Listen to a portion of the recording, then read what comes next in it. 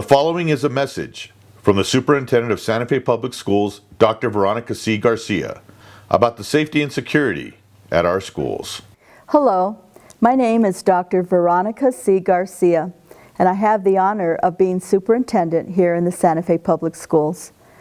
I felt it was very important for me to speak directly to the high school students here in our district. I want you to know that your safety and the safety of our staff is a top priority for us.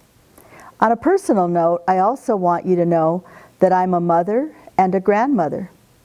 My children are the ages of some of your teachers, and my grandchildren, my oldest, is going into high school. So I want you to know that every decision I make, be it to send out a robocall, to close school, to shorten the day, to work with the police, how we investigate, every decision around safety is made as though one of my children or one of my grandchildren were in our schools. Every decision, I take this into consideration. If it's necessary to close school, and the reason I say that, people have asked, well, why didn't you close school last Friday? We make that decision when we feel it is necessary to keep our students and our staff safe. And if we feel it's necessary, we will close school. I've also been asked, what measures do we have to keep you safe? So I want to share a few of those with you. We have violence threat assessment training. Threat assessment teams are available at each of our schools. Beyond the lockdown training, I want to tell you a little bit about that. Another term for it you may have heard or your parents may have talked about, it's called active shooter training. Our staff has it. If we have new staff or people that need a refresher, we sent out a memo to all staff. They can request for a school to have a refresher on this active shooter training. What we're also considering and taking to the board of whether or not students should have this training. It would have to be age appropriate, so probably we're talking about high school students. There's pros and cons about you having that training, but it is something that your families have brought up and something we are considering. We have a strong security system. What do I mean by that? Whether it's controlled access to getting into the school, having security officers at the school. We have an excellent relationship with local law enforcement. As a matter of fact, we are transitioning to a new executive director for safety and security.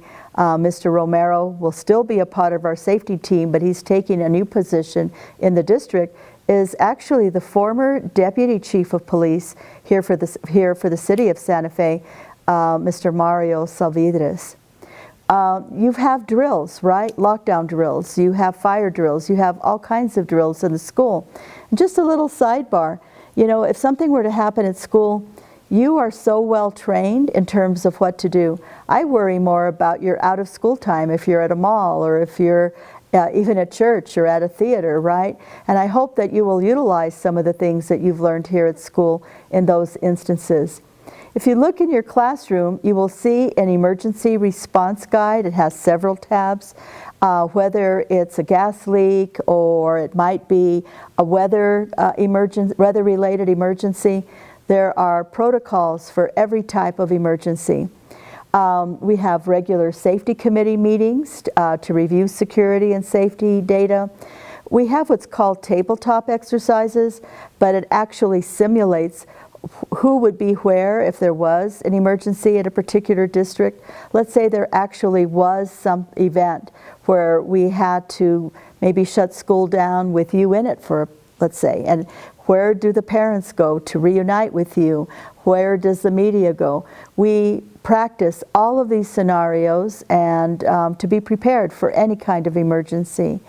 And we also have periodic district emergency full-scale exercises that take place. There are regular safety audits where our safety team goes to a school and makes sure that protocols, that equipment is working, whether it's cameras, radios, etc. And if we do, and I want to mention it, and I may have, if I'm repeating myself, forgive me, but on the beyond the lockdown training, the active shooter training, if we do that for students, it will require board approval. We are working on our relationship with the city. After the election, we will look at whether or not we might have armed officers on our high school campuses. That again would require board approval. But what really helps, and I have to commend you students, because you're the ones that have reported just about every threat to our principals, be it whether someone found a note or they saw a posting on social media. You have been excellent about doing that. And so it's all about the see something, say something. I also think it's important that we all work together to address bullying. You know, I think that that is an important thing. And also, if you're not feeling safe, I hope that you will, or if you're nervous or you're upset about what's been happening and you feel you would benefit from our student wellness team, let your counselor know or your principal know. And again, if there are any questions that you or your family may have, if you go to our website at sfps.info, there are a set of FAQs, frequently asked questions, about many more things that I did not mention here today. And there will also be a community forum at BF Young on Wednesday at 5:30 p.m. where we will continue to answer questions and provide information about what we're doing. But I think you'll find those FAQs, again, they're on our website, very helpful. It'll answer many more questions than what I could address today. You know, these are really difficult times, they're scary times, not only for the students but for the adults as well. But I hope that you will find comfort, and I believe this, that actually in these scary times, schools are probably one of the safest places to be. Why do I say that? Because there are so many protocols in place, there's so much training in place, and so many drills that you have become accustomed to. So I believe all of us working together, all of us reporting suspicious activity, and we will continue to look at other types of safety protocols in place. One of the things that I forgot to mention that I hope makes you feel more secure, we're implementing in April a new entry system where people will have to show their IDs when they visit our schools. It will automatically do a quick background check. We'll have good data when people come, when people leave our schools. We're also looking at implementing, it's called a Rhino door system, but it actually locks the door. It makes it very difficult to enter a classroom. Should there be a situation, it adds another layer of protection for you and your teachers. So, you know, we will continue to look at opportunities to enhance our safety and security systems. Ideas that you might have, you can always email them, you know, via our website or share them with your principals or your teachers.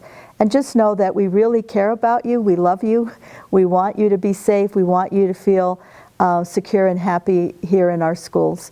And I thank you for paying attention. I hope you have a good rest of your day.